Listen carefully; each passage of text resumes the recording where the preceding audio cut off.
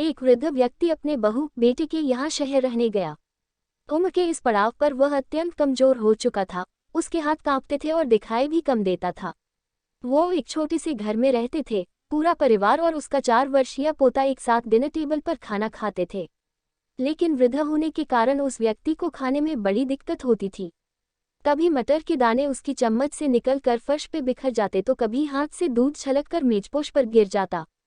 बहू बेटे 1-2 दिन ये सब सहन करते रहे, पर अब उन्हें अपने पिता की इस काम से चिढ़ होने लगी। हमें इनका कुछ करना पड़ेगा, लड़के ने कहा।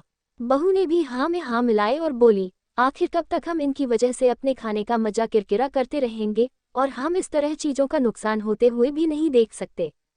अगले दिन जब खाने का वक्त हुआ तो बेटे ने एक पुरानी मेज को कमरे के कोने में लगा दिया। अब बूढ़े पिता को वही अकेले बैठकर अपना भोजन करना था।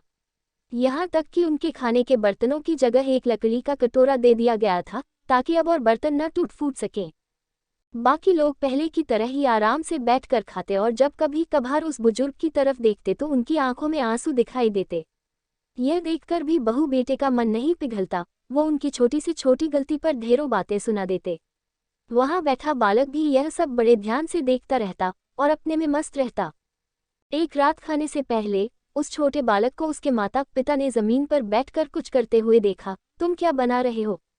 पिता ने पूछा। बच्चे ने मासूमियत के साथ उत्तर दिया, अरे मैं तो आप लोगों के लिए एक लकड़ी का कटोरा बना रहा हूँ, ताकि जब मैं बड़ा हो जाऊं तो आप लोग इसमें खा सकें। और वो पुनः अपने काम में लग गया।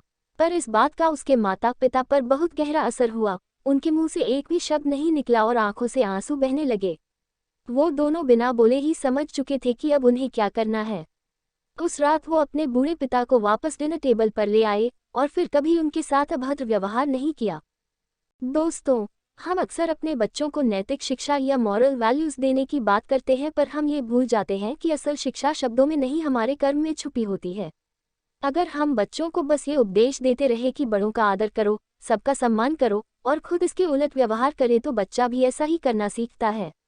इसलिए कभी भी अपने पेरेंट्स के साथ ऐसा व्यवहार ना करें कि कल को आपकी संतान भी आपके लिए लकड़ी का कटोरा तैयार करने लगे।